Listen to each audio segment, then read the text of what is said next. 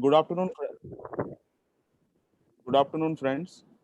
We have Madam Kuntala Roy Chaudhary with us. So I'll request Saroj sir to give an introduction about her.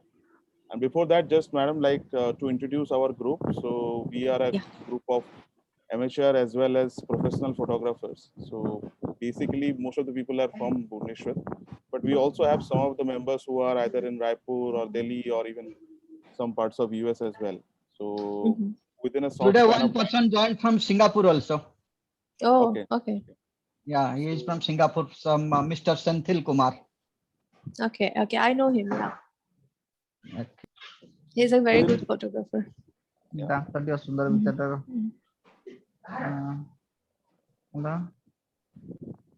Yeah.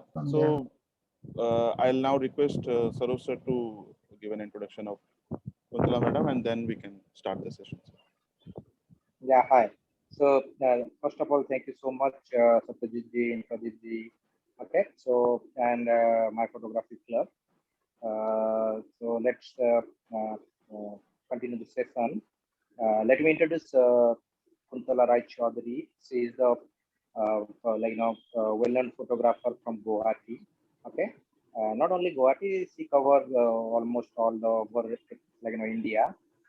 And she is the Alpha Artisan. She is the brand ambassador of Sony, as well as she is the PhD scholar and MLLB. So there's a lot of vast experience she has. Okay, so mostly she work on wildlife and macro, as well as some border photography. So today she will enlighten us about her work, as well as how she tackle in the field and how we work in the field. So basically, as we discussed that today we are not going to go for a little bit, more, we can say basic things. Maybe we can just discuss about the conservation, wildlife, how it's supposed to be handled. So she has a good experience on that, so she will enlighten us. So I welcome Kuntala Rai Chaudhary ji Thank you. to enlighten us. So over to you, ma'am. Yeah, thank you so much, Sarojda. Thank you, my photography club, Bhubaneswar, for having me here, for inviting me, for inviting Sony to get associated with this program. And I'm so glad to know you all today, because you all are very good photographers, and I also want to learn from you today. So I will share my experience today, and also I expect that you will also share your experience during or end of the session. So it will be a good learning session for all of us, right? Let me start with my PPT. Okay. Am I properly audible? Yes, Yeah, you are. you are. Yeah, ma'am. Okay. Yes, ma'am.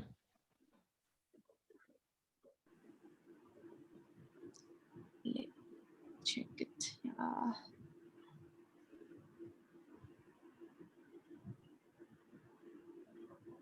So in the meantime, Siddharth ji also available here. Siddharth Patnaik. I didn't see, now I can see him. So can you see my PPT? Is it feasible? Yeah, ma'am. Yeah. Yes. Okay. So Fine. Okay. yeah. So it's a photography for nature, conservation, and wildlife and macro. I mean, nature, when we say nature, lots of genre of photography will be covered under this particular thing, nature, right? But today we will discuss wildlife and macro only, some aspects of wildlife and macro. So actually, let me not start with photography directly. If we say what are these natural things we photograph, we can see everything like water, soil, trees, forest, and every natural creatures are there to photograph. And also all the things are surrounded, we are being surrounded, all these things, they are our life support system. Every living beings are in need of these things, natural things. We cannot survive without nature. If we see the basic necessities, we can see the basic natural creations that we need for survival, that is water, soil, air, everything, right?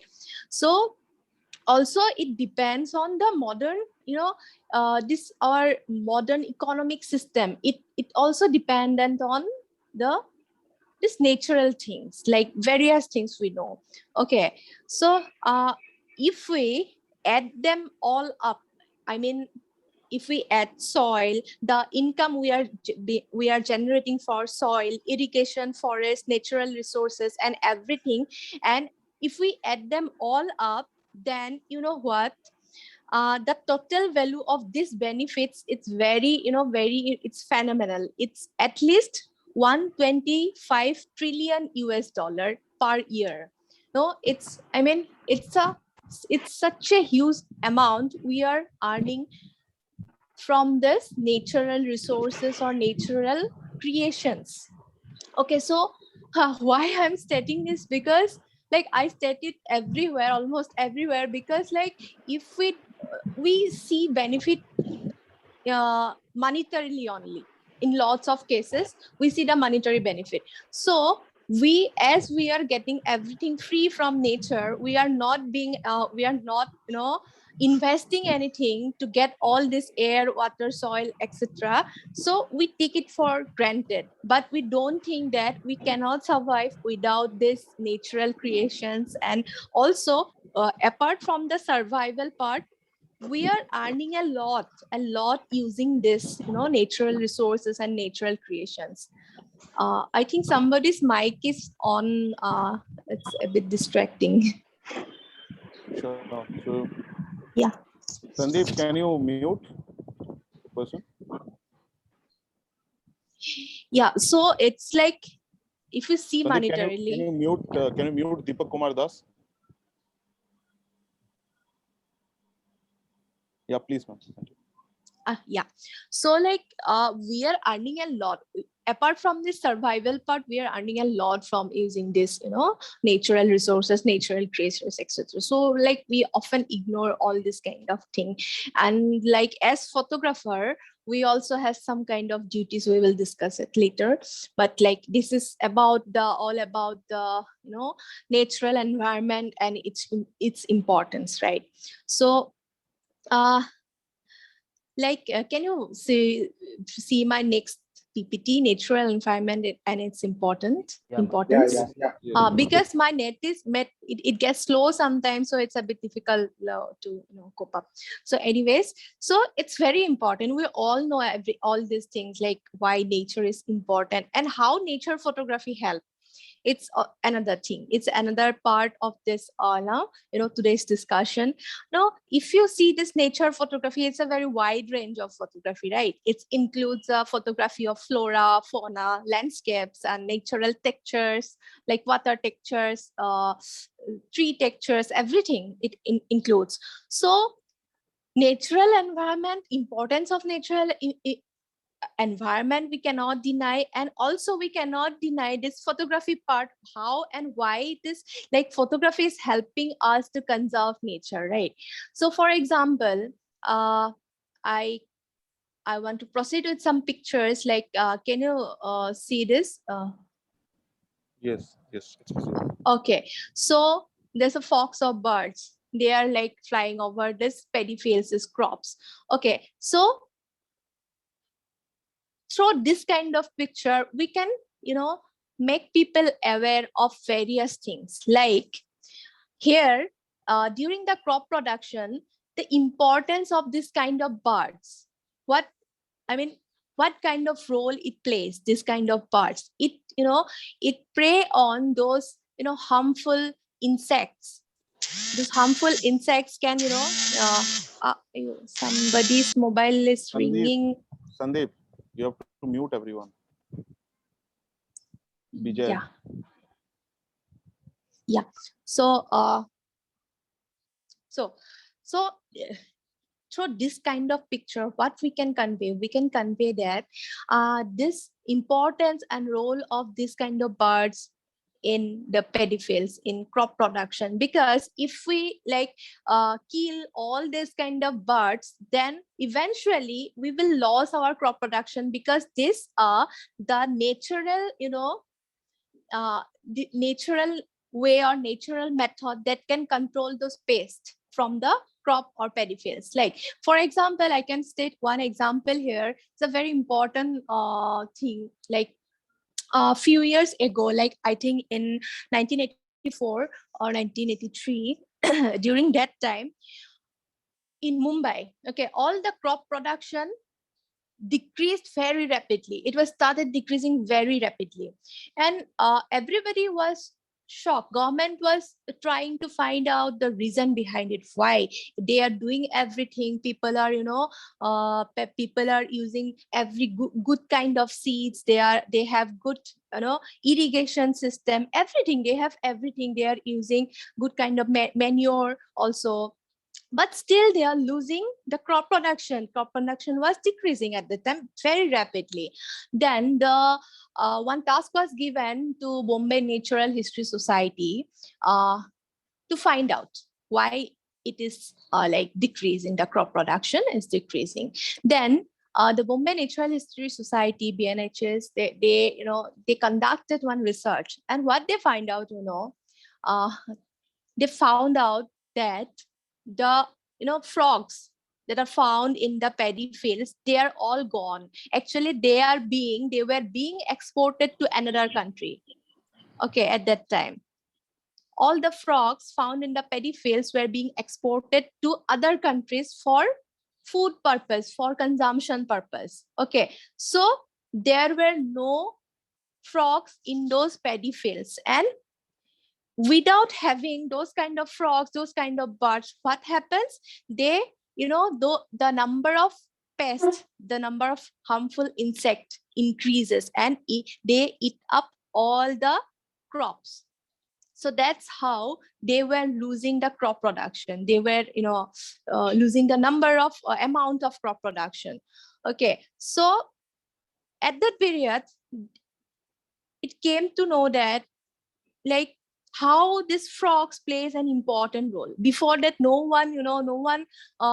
everybody ignores this kind of frogs and everything, like, right? They are not, they are not good looking. They are not the subject of photography, or they are not, we cannot keep them as pet also. So they are being ignored all the time. But they have also their own, own role to play in this ecological balancing.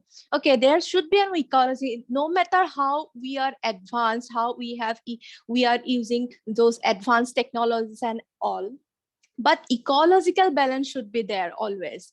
So at that period, when they understand, when everybody came to realize, they realized that this frog also plays an important role in crop production. Then only this frog as a species, it has been entered in under the Wildlife Protection Act 1972. Now these frogs are scheduled, frogs are protected under this Wildlife Protection Act 1972. Okay, so we cannot kill a frog now, or we cannot export frogs, like, or we cannot keep them in our household, like in Nagaland. If you have visited Nagaland sometimes, you can see there, if you enter their kitchen, you can see lots of frogs are there. They keep the frogs for consumption, for consumption purpose. So it's illegal now.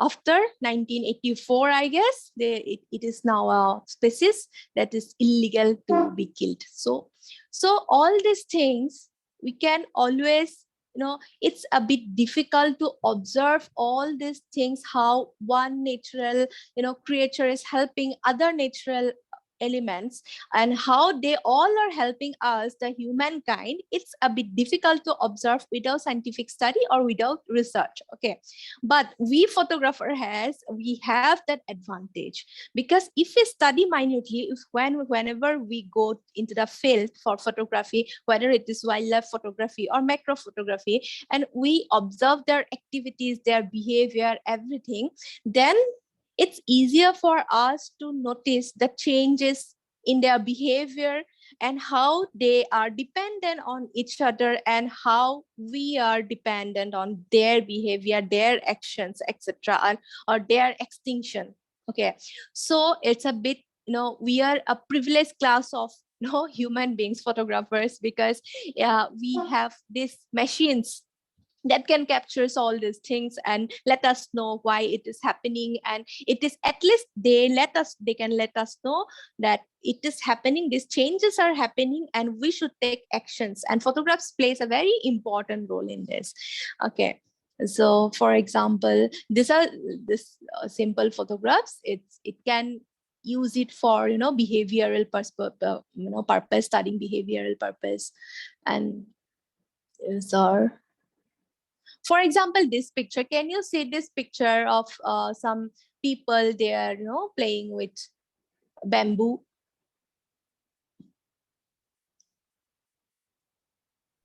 Hello? Yes. Yeah. Is it visible, this picture? Well, where people are playing with the bamboos, right? So Yes, I ma'am. Yes, ma'am. It's visible. Yeah. Okay. So I captured this picture in a very remote village in West Karbi Anglong in Assam, right? They are Tiwa tribe. They are tribal people. This is their ritual. The thing they are playing with, this bamboos and all, this is their ritual. They do it every year in order to worship the nature. Okay, they have a particular method to worship nature, and after doing this ritual only, they start doing their crop production and all. They keep this is the starting point of crop production. They before before doing anything for crop production, they do this to worship nature. Worshipping nature meaning they pass on the value, they actually try to make their next generation understand the value of worshipping nature. Worshipping nature means respecting nature. That means we need to, nature is, especially tribal people, they are always dependent on nature and natural resources.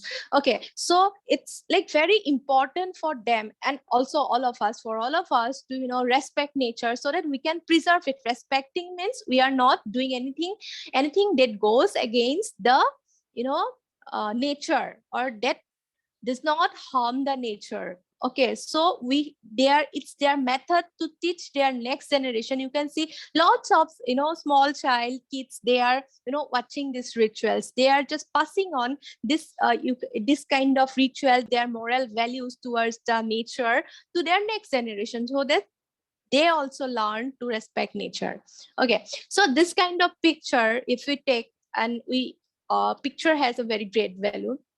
Through pictures, through interesting picture, we can make other people also learn, because you cannot just roam here to every remote places to see their methods of respecting nature, to see their, to observe their way to preserve nature. You just cannot go in every corner of this world to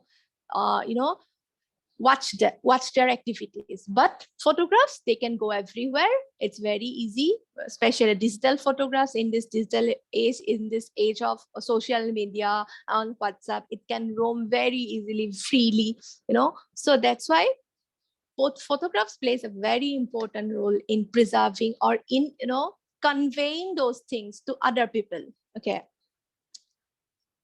so all those things about photograph, what is nature photography. Nature photography, everybody know, because you all are photographers. So why nature photography is important, why I have already discussed. Yeah. ಒಂದು mic ಕಳಿಸ್ಕೊಡ್ಲಿಕ್ಕೆ ನಾನು ಜೊತೆಗೆ ಮಾತಾಡಿ. Somebody is speaking something I cannot understand. Okay. So For example, this kind of pictures, it shows how we the human beings are dependent on nature because we are using the natural water, soil, everything. And also it is very much important to preserve nature because due to climate change, you know, so many things are happening, so many negative things are happening nowadays, including COVID, right? So many, for this is a very simple thing, you know, the crop production, we can lose crop production if climate changes very drastically. Okay, so for crop production, for every kind of natural production, a proper environment is needed, but our environment is changing, and like we are as human being, we are the most responsible for all these negative things, right? So we all understand this because everybody actually we understand this, but we don't implement them always. For example, we should actually nowadays we should, you know,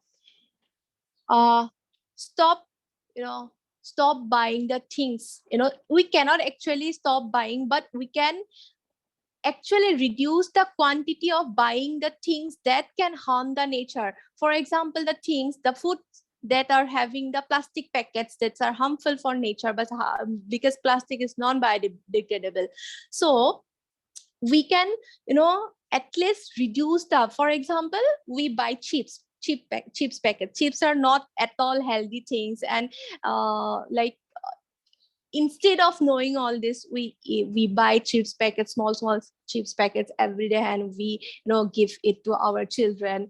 But through that activity, we are actually, you know, harming the nature more. We can, and you can see inside the forest also, you can see people like us almost all the time litter with chips packets, bottle, etc. So a photograph can help here. A photograph has a tremendous evidential value. We will discuss it, how it has a evidential value, right?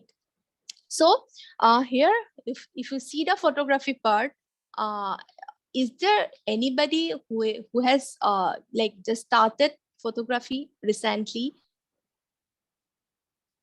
from the participants? Because I think this equipment part everybody knows, and if you have anybody who is a newcomer, for him or her, I can, you know, explain all this. Is there any newcomer here? I think no, ma'am. No. Okay. So I should not actually explain all this because it's all about the camera, lenses, storage, and like tripod, monopod. We are you know, used to it, all these things.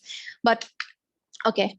So for example, telephoto lens. Okay. So we here for you already know it.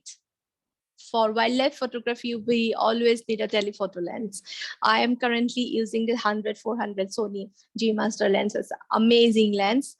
Also, we have this 200-600 lens for wildlife. Actually, I captured this photograph. Actually, this photograph is a very normal photograph, but luckily I got a very good moment. The bird was pooping at the time. You can see the poop here. Can you see this slide having the blue background? Yes, ma'am. Okay. Yes, So yes. yeah. Actually, it's a very normal photograph, but the poops, they're coming from the bird. These things make this photograph a bit special. Okay, it's a bit unique. Okay, so this kind of photograph we can achieve with this kind of lenses. We already know all these things, right? And for capturing this kind of picture, FPS is one of the most important thing we can have in these cameras. For wildlife photographers, FPS, a minimum 10 FPS will always help, right? So, and for macro photography, we have dedicated macro lens like this 90mm, and for other, you know, companies also, they have dedicated macro lenses. But if we are newcomer and we do not have the, you know, budget to buy all these macro lenses, we can have some alternative, you know, jugaad also, alternative things. With the help of those things, we can always do close-up photography, not exactly macro, because like only this dedicated macro lens will give you that proper quality. Okay. So all these things I have seen in the group, my photography club's WhatsApp group, that some people are capturing beautiful macro photographs with these lenses, dedicated macro lenses. They are very, nice and interesting. So for example, this kind of pictures, we cannot get this kind of sharpness, this kind of, detailed picture with the, kit lenses or other lenses, because macro lenses, they comes with this 1:1 ratio and more. Even there are some lenses having 5:1 ratio also. So this, like, that means 5x, larger than the actual picture, actual life size. So with those kind of dedicated lenses, we can achieve this kind of detailed pictures. Is it feasible? Yes, ma'am. Yeah. That means today my net is not that slow, because last time my net was, I think, slow, and my PPT was not going with my, discussion. Yeah, today is perfect. So Okay, okay. Yeah, okay. So for example, settings, I think it's not a new thing for you. Settings, we need to know the exposure triangle. Everybody of you already know the shutter speed and the aperture and ISO, how it helps in getting the desired result, desired depth of field, desired sharpness, desired focus area, and desired light. All this exposure triangle, all the three things in exposure triangle, they are dependent on each other again. So we need to choose them, very carefully if we are using the camera in manual mode. So for wildlife photography, for example, this kind of pictures, in this kind of pictures, like this and this one, I captured these photographs, this as wild asses, and these are flamingos. I captured these photographs in Gujarat Thol Bird Sanctuary. There are some differences between the situation and the scenarios there in Gujarat or Rajasthan or in Assam, Orissa, and Kolkata, because here in this side we have dense forest, right?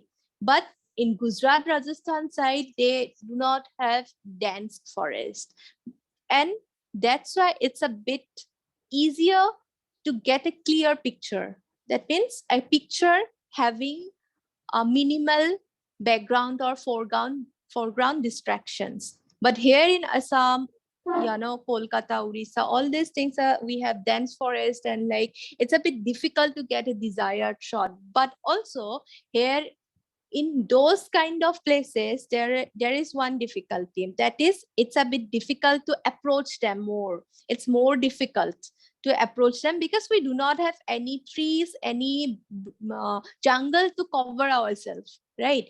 They can just see us from a very long distance and they get conscious, and they can fly away if they're birds, and they can run away if they're mammals.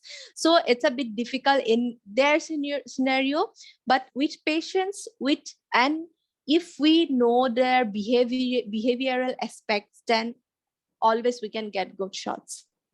This kind of pictures. So can you identify this bird? Anybody? Easier, it's very easy, but still I'm asking. It's a greater Argentine stork. Yeah, it is. It's endangered species, red listed species, right? Yes. So so like the irony is we are losing this species very rapidly. Do you have this species in Orissa, in any place of Orissa? I don't know actually. I'm asking. No, only lesser Argentine stork. Lesser is available. Yeah, lesser is available in lots of places, but greater is, it's very endangered. We are losing it. It's limited to Assam and some place in Bihar. Yeah, exactly. And in Assam also, you cannot find it everywhere. Very rarely you can find, but you can find it in Guwahati, in a place. It's in a very. In a dump yard, ma'am. Yeah, exactly. Yeah. That's a very Yeah. pathetic thing. You know, it's the biggest dumping ground of Guwahati, and they are just, preying on this ground. But because they do not have that proper environment for their survival, they do not have anything to eat. That's why they are preying on their, they're surviving on the dumping yard. It's a very, for us, we call ourselves the supreme animal, the most intelligent animal in the whole animal kingdom. But we are actually destroying everything, right? We are destroying everything for everyone. Yeah. So this guy actually, I think after few decades we will definitely lose, they will go extinct, this kind of space. And thankfully there was one person, one lady, Purnima Devi Burman. She is working on this for their breeding and everything. She has recently got this Green Oscar award also for this, for conservation of this particular species. She is working hard to protect the species, but it's not just one person that can work towards this. As photographer, we also can contribute a little bit, even not, we should not always get involved deeply into all this kind of thing in order to protect them. We can contribute, a very little, and that little contribution can, it's very important, can have importance in their conservation also. But for this kind of photographs, because lots of people have not seen a greater adjutant stock in real life, right? So photographs can always help them to see this, beautiful species and those extinct species, and let them think why their species are getting extinct, and what can we do towards the preservation of the species, right? So for example, another example, this is a golden langur. This is also an endangered species.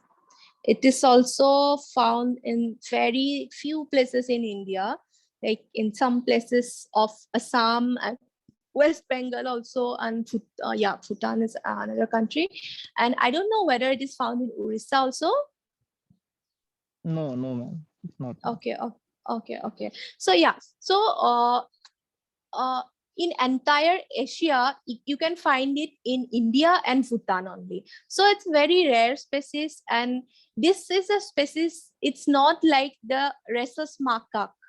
Rhesus macaques are, they are a bit harmful. Their population is increasing day by day, and like they are create mass in the urban areas. They are creating mass in the urban areas. But this kind of species, this like golden langur, they are very peaceful. They do not disturb the human society.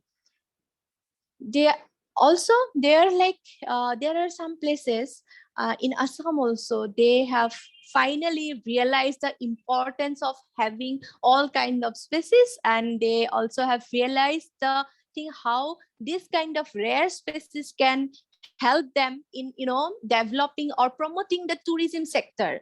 They have realized it. They can give this kind of species, in fact they can give them livelihood through photographs, because lots of photographers from various countries come to see us see this golden langur in Assam. It's easily found in this Takoijana Reserve Forest in Assam, in Bongaigaon district. And the people around that reserve forest, they are so conscious about protecting this species, because they have understood that this species can give them a good livelihood if they protect. It is all about coexistence, how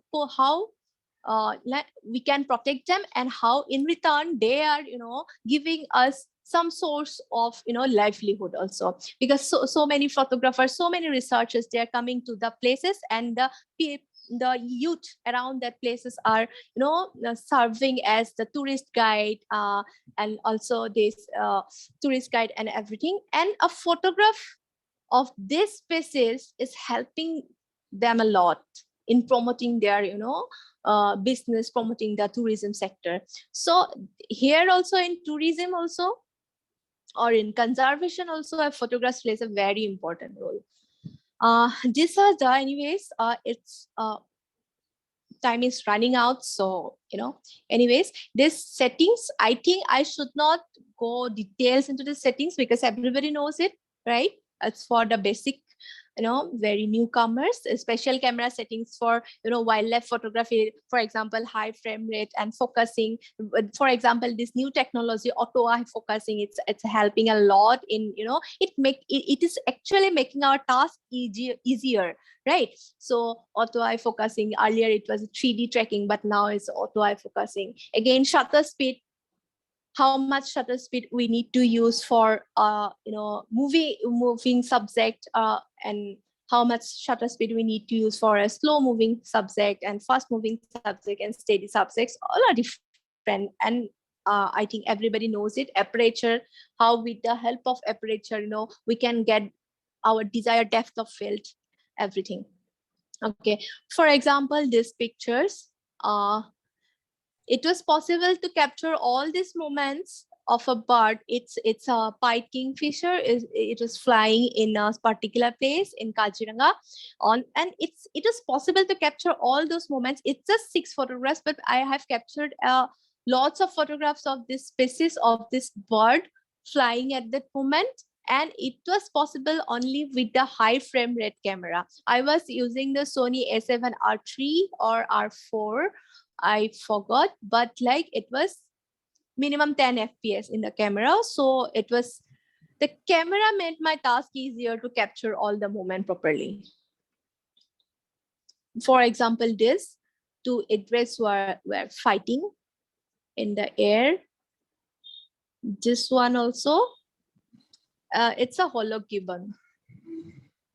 Yeah. Ma'am, Pradeep here. Yeah. Ma'am, don't worry about the timing. So we can extend to up to any time. So don't shortcut Okay. your the presentation. Yeah, but people will get bored if you No, stress that. no, ma'am. Okay, So okay. we are there to listen you. Yeah, So okay. it's not the 4:30. You can extend it as you want. No issues. Yeah, okay. We are there. Thank you, ma'am. Yeah. Okay, thank you. Yeah. So this kind of species like gibbon, this is a male gibbon. So it's in action, it is doing something. So it's possible only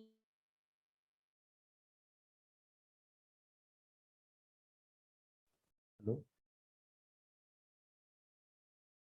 Hello. Hello. Hello. Hello. Ma'am is muted. So, No, he's not on mute. I think there's maybe a drop because of internet.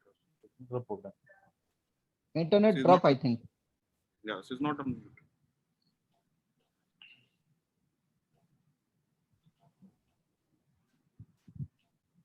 She told no, there is an internet issue for the that place where she's living. so yeah, where I was. So it was all about the settings. Like okay, I was telling about how I started with the manual mode, right?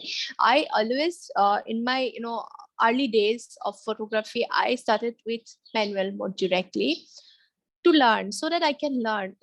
Manual mode, it gives you the opportunity to learn to choose the proper exposure, proper shutter speed, and proper aperture for your photograph, because only I know what kind of photography, what kind of frame I want to have. My camera does not know.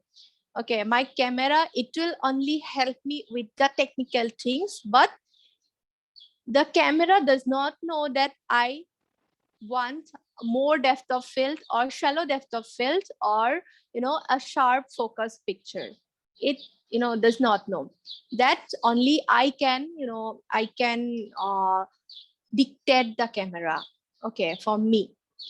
So I started with this manual mode, and I learned a lot using manual mode. For the newcomers, I know there are no newcomers here, but if you suggest someone, I will always suggest that the newcomers should start with this manual mode. Then only they can have the proper, with experience, with practical experience, with trial and error method, they can have proper idea of exposure. And in, for example, in this kind of situation, what how much ISO is needed, in if you are using this much of shutter speed for this picture and in this time of the day, then how much ISO I will need for this lighting, for this kind of exposure, to get a proper picture.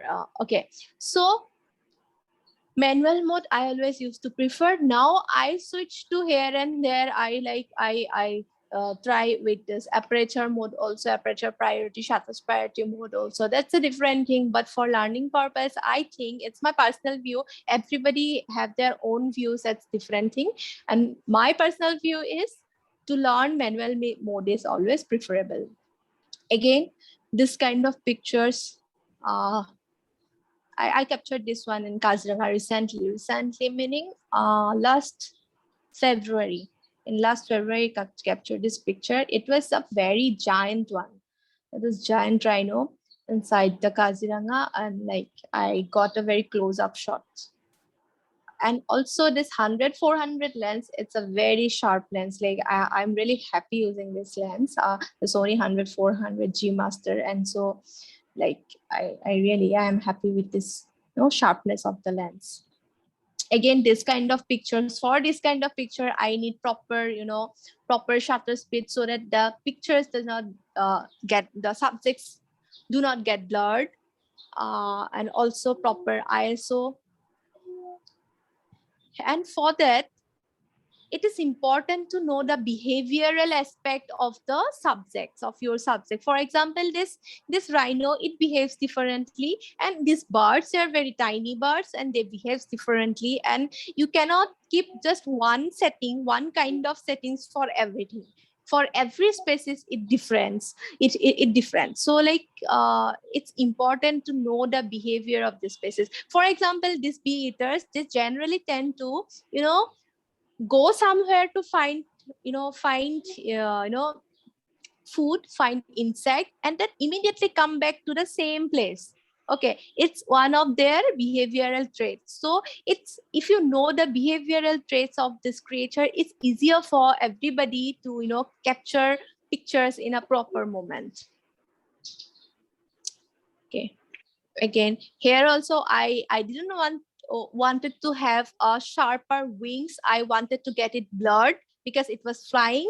I wanted to get a sharper eye and sharper head of the bird, and the wings I wanted to keep it blurred, a bit blurry.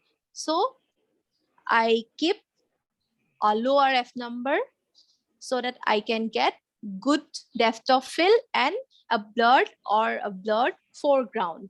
Okay, so in this kind of pictures, but your camera, actually, if you let the camera to do everything, then camera does not know that whatever I need this kind of picture, or we need a proper sharper frame. The camera does not know. So it's a bit important to dictate the camera about its behavior. Again, here in this picture, I kept f number higher. That means the narrower aperture hole, and wanted to get a sharper picture, sharper frame. So here it's a 14 days old golden langur. It's a tiny infant, but unfortunately this infant died few days later. So it's kind of, here also I wanted to get a darker picture, because you can see the position of the sun, it was not downing properly. Okay, if I let the camera to do my work, then what it would have done, it will automatically increase the ISO and will try to give me a good exposed photograph, good a photograph having good exposure, brighter photograph, right? But I wanted to keep it darker, and so I underexposed this photograph in the camera itself, not after capturing the photograph. And also this kind of picture patience is needed. Again, let's come to macro photography, because it's already 4:26 as macro photography. Can you tell me what is this?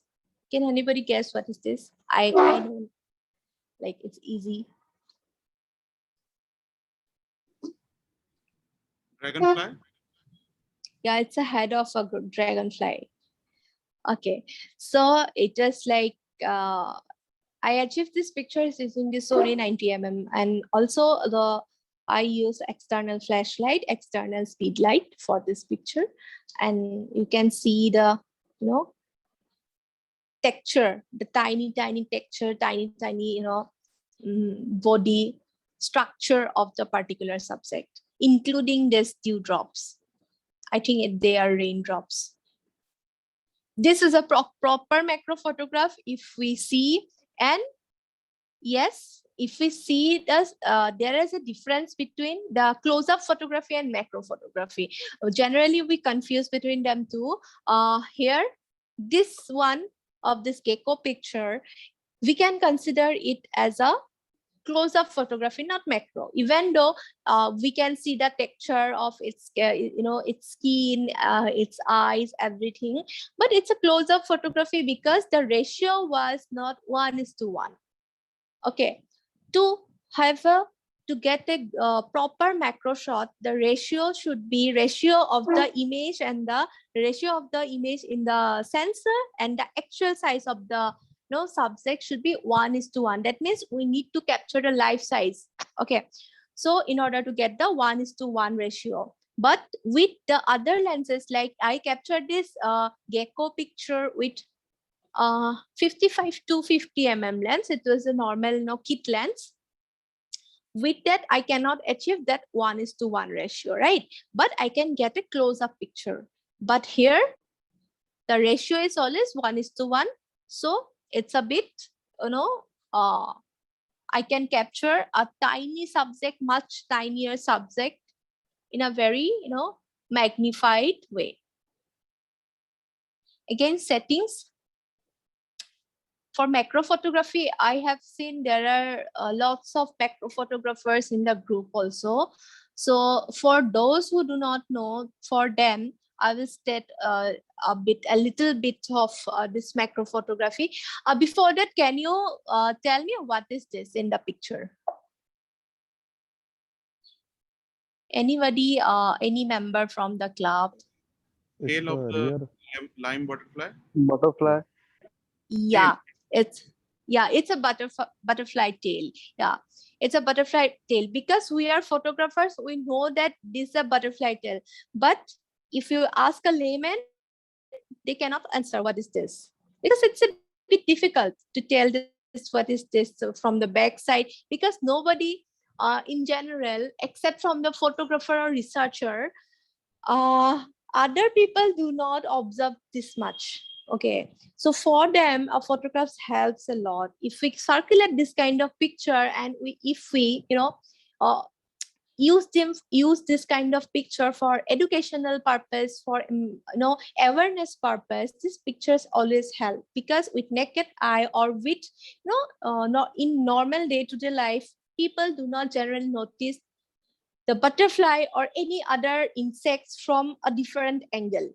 Like we always know the butterfly has two wings, and except from the photographers, wildlife photographers, and except for the researcher, other people, they are not generally aware of this kind of angle, but which is also important. And why it looks like two eyes, for laymen they will say that there are two eyes, because They are not eyes, but these are eye-looking structure, and they are like this for their defense purpose, because butterflies do not have any other, defense mechanism. They are very tiny, they are very, delicate, and so they are built like this so that a bird or other predator cannot directly attack them from the back. Okay, for those kind of purpose, they are built like this. It's another wonder of nature. So with the help of macro photography or wildlife photography, we can, spread all these things among the other people also who do not notice all these things, right? And one of the important thing in macro photography, if I say, I always prefer to use, if all the other settings are general settings, everybody knows it, but everybody are aware of it. But in case of focusing in macro photography, I always use the manual focusing mode because it helps a lot. I have seen so many newcomers, my students, they are struggling with this, struggling to capture the macro photographs using this autofocus mechanism. Okay, but it's a bit difficult it's for the camera to capture or to focus on that particular point of the tiny subject, because the subject is itself very much tiny. And if we want to focus on the eye of the subject or on the particular wing of the subject, then camera may not understand, and camera automatically take the focus where the exposure is brighter. On the brighter area, it will take the focusing. So it's a bit difficult to capture the macro photographs like that. And in that case, I always prefer to use the focusing mode in manual so that I can decide at what point I want to get the proper focus. Okay, so, and also use of external light. It is one of the most important, elements in macro photography, using of external light. There are dedicated ring flashes, there are other external flashes for macro photography. Because in macro photography, what we need to do, we need to get closer to the subject. Okay, we always need to get closer to the subject, and because we are using 100 mm lens, 90 mm lens, 120 mm lens, so with those kind of lenses, we always need to go closer to the tiny subject. And when we are going closer, we are automatically blocking the natural light. Okay, so we are inviting the shadow. So in that case, an external light always helps. External lights like ring flashes, other sweet lights. Okay, it's very helpful. Okay, so those who are into macro photography and struggling with getting the proper light, they can always use the external flashes, right?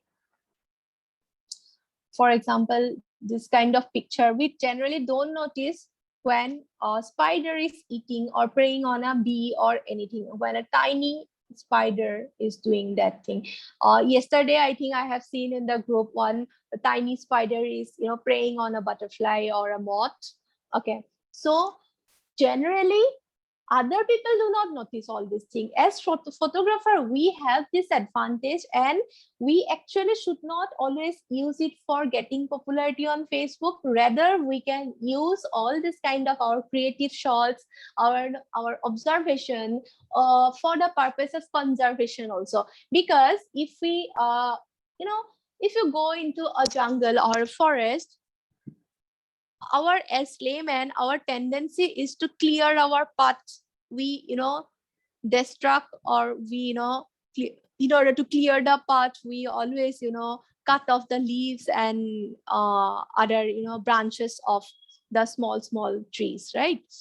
So if we are doing that inside a forest, then we are automatically invading into their territory, the small creatures' territory. And in that procedure, we are actually ruining their habitat. These tiny things, they also have their own habitat, like elephants, tigers, etc. These elephants, rhinos, and tigers, they are bigger in size, and they are very glamorous because you know, lots of NGOs, you know, they they are working for their conservation because they get good fun, because this, you know, these creatures are a bit glamorous than a tiny spider or a bee. But in the ecosystem, these spiders, bees, they have tremendous role to play.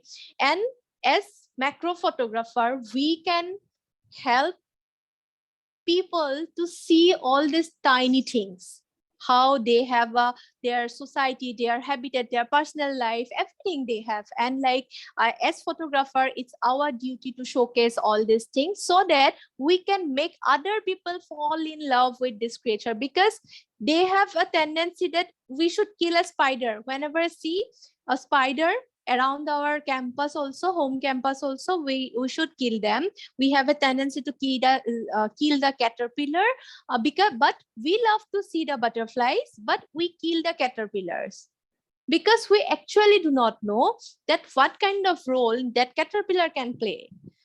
As photographer, it's our responsibility to showcase them all to other people or other school going students or everybody. For example, this is a tiny spider and it's his habitat. Okay, it's his nest actually, and you can see those white and orange patches behind the spider. There, its kids. So it's important for us as photographer also to observe whether we are killing or ruining their habitat while photographing our subject. We need to keep all those things in mind also. We will also discuss everything. For example, this. Now, what is this? Can you please tell me, anybody?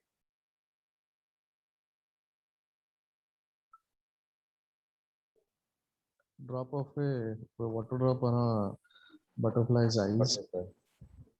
Oh, it's great. Because nobody, I mean, I have asked this question to a lot of people and nobody can identify what is this. Okay, so it's a good. So thank you for the perfect answer. It's a butterfly eye, and this kind of picture, it's a bit difficult. It's like difficult to notice this kind of complex eyes always with naked eyes, and macro photography help us in this matter. Here I can actually make it a bit faster. I captured this recently at my campus only. It's a very tiny, it's a very tiny praying mantis. So those are the things, basic things about this conservation and macro photography. Now we will see what we should do and what we should not do in photography. As photographer, what is our duty and what is not. Okay, number one, understanding the behavioral aspect of different subject safety. Okay, understanding the behavioral aspects of different subject safety. Okay, in order to keep the subject safer, we need to understand their behavior. Okay, from a long distance, we should actually observe them, how they behave, in what kind of situation, what kind of action they tend to do. So all these things we should actually study before going into a jungle, whether it is wildlife or whether it is macro. Before going inside any forest, we need to particularly study about the area, what kind of subjects we can get there, and also how they behave. Because if you see the rhinos found in Pobitora Wildlife Sanctuary in Assam and Kaziranga National Park in Assam, 2 places in Assam only. And the rhinos in Pobitora and Manas also, they are very, very friendly. They are like cow. Okay, they are they are literally like cow. Even though you should not get closer to them, but still they are friendlier than the rhinos found in Kaziranga. The rhinos in Kaziranga are very aggressive. Okay, they are because the forest is very large, dense, and also their predators, there's like other danger is more in Kaziranga. So they have adopted themselves like that. Their behavior is a bit different, and same species, the same rhino, their behavior in Manas National Park or Povitra National Park are a bit different. So we should actually study the particular species we are going to capture before entering into the jungle. Actually, study includes previous research, previous reviews, and also you can always ask or take help from the field guides, local people also. It's very much important. Clothing, everybody knows about the clothing. We should always be camouflaged. We should make ourselves camouflaged so that the subjects do not notice us easily. It helps in two ways. It also important for our own safety, and secondly, it helps us getting a good picture. I mean, because they do not get distracted easily with this camouflage dress. Okay, if we are entering in jungle with wearing a very red bright red t-shirt, then it will be visible from a very long distance, because the wavelength of this color red is very high. The frequency is very high, so it can be seen or observed easily from a very long distance, and the subjects can get conscious and they can run away or fly away. So it's not beneficial for us to wear a bright or colorful dress inside the jungle. Patience is the key. Patience, everybody knows how much it is important to get a good picture. I think in macro, from my experience, in macro, I need to get more patience because they are so tiny, and it's almost always difficult to get a proper background because they are inside tiny leaves and bushes of the jungle.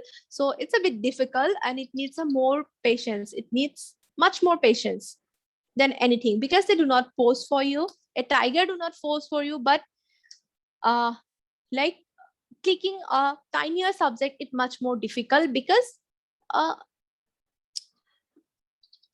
they can hide anywhere, literally anywhere. So patience is the key. Respect your subject. I always tell this, always please respect your subject, because your subject is like the thing. It is the prime, it should be the prime focus. Safeguarding the subject should be your prime focus always.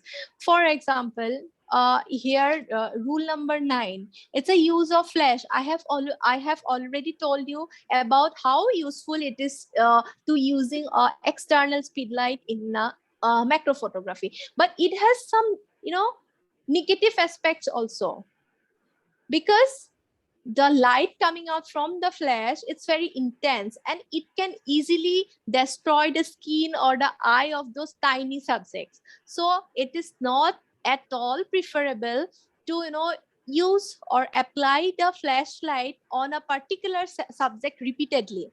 You can use it for once or 2 or maximum 3, not more than that. Please do not repeatedly fire the flash on a particular subject, because it may always harm your subject.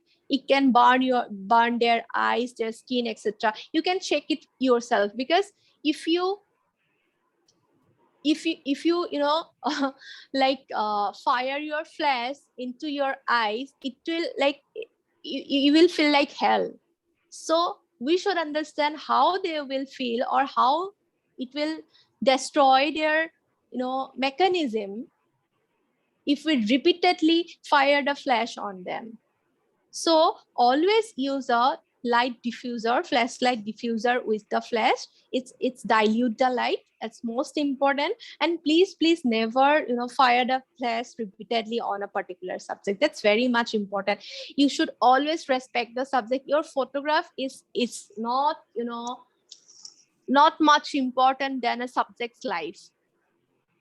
Okay, so and also never destroy the habitat I know one forest officer here in Assam, Dharanidhar Boro. He has got lots of awards. He does not even let anybody to, cut off one single leaf from a tree or any plant, because it can also have a habitat of, a spider or other insects. So to that extent, one person can respect their subjects, subjects habitat. We should, as photographer, we should always keep all this thing in mind. Okay, always nesting photography again. Nesting photography is one of the most,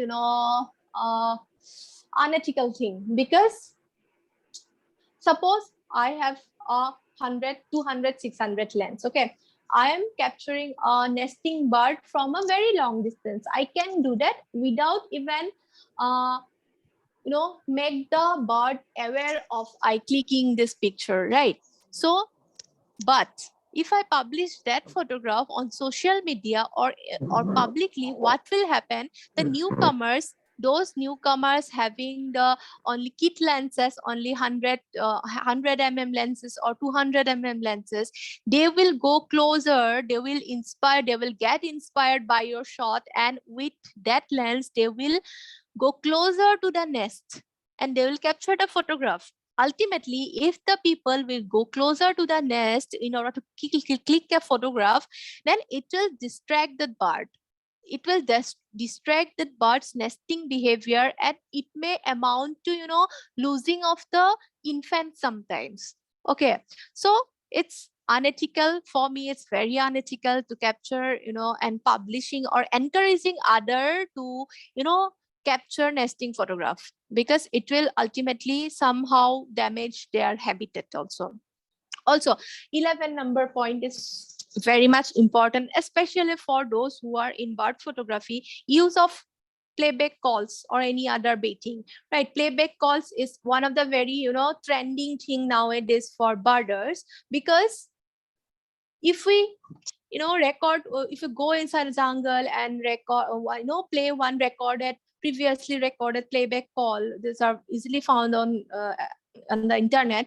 So the bird of the same species may come out and we can get a good picture of the bird if it is rare.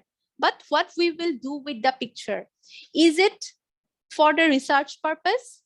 No, we are just trying to get the picture of that rare bird just to make ourselves famous on social media and nothing else.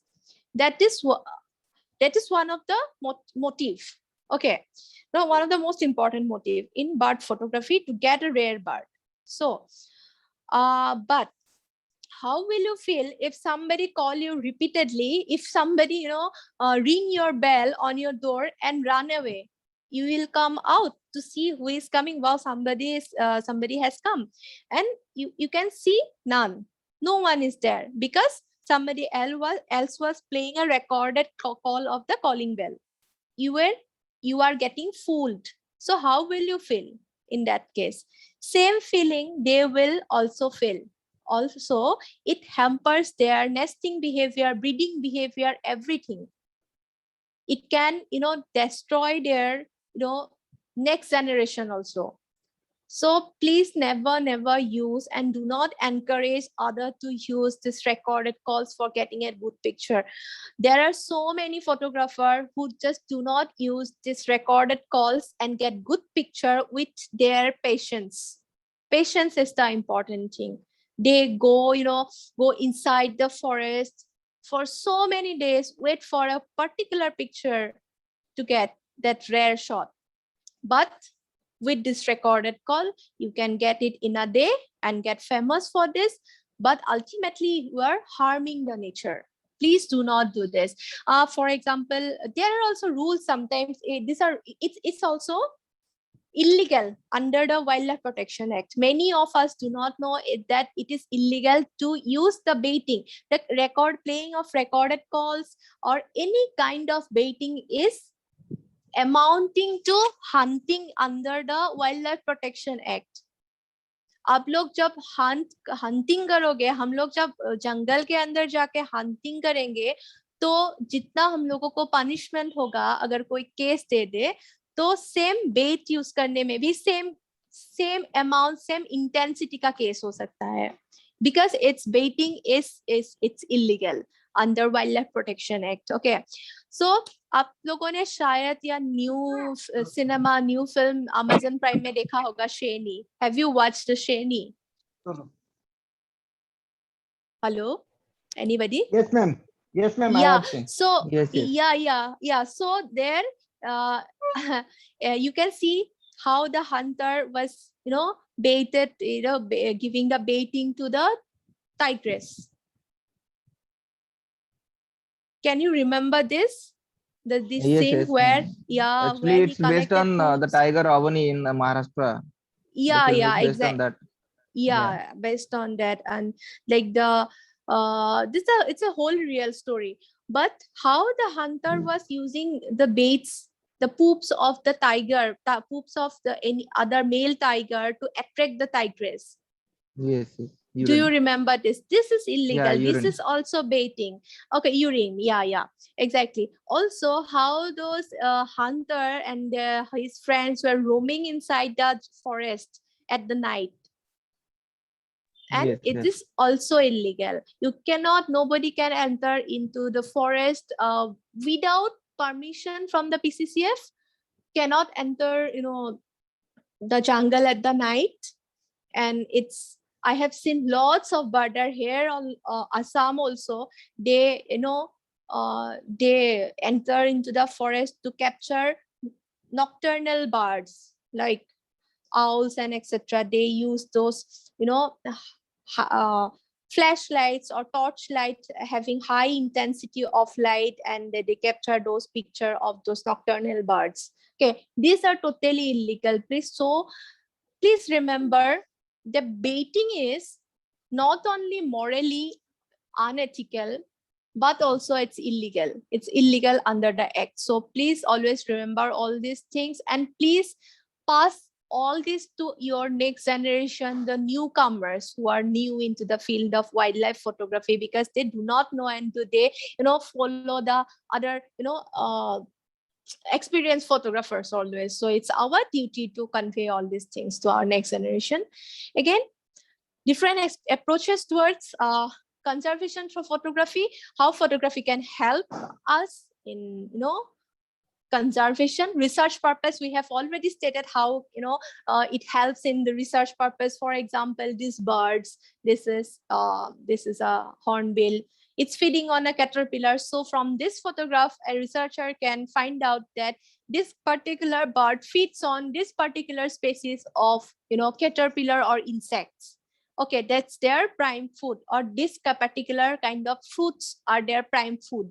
Okay, from research, for research purpose, it's important. For example, this osprey, it's feeding on a fish. So like it's important for research purpose. Here also, this photograph. Again, we can know the habitat of or behavior of this particular species from a picture. And also, what is this? This is a caterpillar. This is a close-up, or this is a macro shot of a caterpillar. It's a very tiny caterpillar. Again, this is the cocoon. This is the cocoon of this caterpillar. Okay. And here is the eye of that particular butterfly, and here is the butterfly itself. So here you can see 1, 2, 3 stages. 3 stages of this particular butterfly. This one is the whole butterfly, this one is the cocoon, and this one is the caterpillar. Actually, for research purpose, all these kind of shots are very important. The butterfly life cycle, other animals behavioral aspects, etc. Very important, this kind of pictures. Again, photography has tremendous evidential value, which we can use for conservation. Okay, how we will discuss. For example, this photograph I captured in 2017. Actually, can you believe these households, these buildings or these households are inside a wildlife sanctuary? It's an Amchang Wildlife Sanctuary, and it is totally enclosed. There are 3 villages inside the sanctuary. There are school, colleges, temple, mosque, etc. inside the wildlife sanctuary. It is so badly encroached. Okay, so recently in 2017, Guwahati High Court has given order to evict all those people, and following the order of the High Court, this structures are being removed from the place inside the sanctuary. Okay, so this photographs has evidential value. We can place this kind of pictures in the court of law so that we can conserve nature through all this. For example, also this is the I was telling you about this garbage dumping site in Guwahati, right? This is the photograph. This is one of the photographs. Here you can see so many species. Here egret you can see. It is greater adjutant stork. One eagle also, kites. 1, 2, 2 kites, 3 kites. Then 1 dog and 2 cows. See, they all are feeding on this garbage. That's so pathetic condition. So this kind of photographs can certainly make the government aware of this kind of things, and we can at least force the government to take action, to take proper method, to adopt proper method, because the case has also been filed for removing this garbage dumping site and for the proper treatment of this garbage in the city, and it's going on, the process is going on, and so these photographs can help a lot. Again, this, if you see, evidential value. But I would like to state one example, one very important example. You have heard about the Ganga pollution case, right? It's a very, Ganga pollution case is very important case, is environmental conservation history. It was, filed, the PIL was filed by MC Mehta. MC Mehta is a environmental activist and lawyer. Okay. He heard in, I think, 2000, I forgot. Yeah. Hi. Sorry to interrupt you. Actually, I have another session. I just have to conduct a session on portrait photography. So okay. The time is 5 o'clock, so I am just leaving, and you can sure. You can carry on. Sure. Okay. I will just wind up in a while. Yeah. No, it's okay. You can carry on. So thank you so much, guys. Thank you so much. Thank you, Any Sarojda. type of queries, or you can maybe ask Kuntala, or maybe later on you can ask to me. Okay. For the timing, sure. Thank you. Bye. Take care. Yeah. All right. Thank you, Sarojda. Sure. Thank you. Thank you. Yeah. Thank you. Thank you, sir. Yeah. So I will just.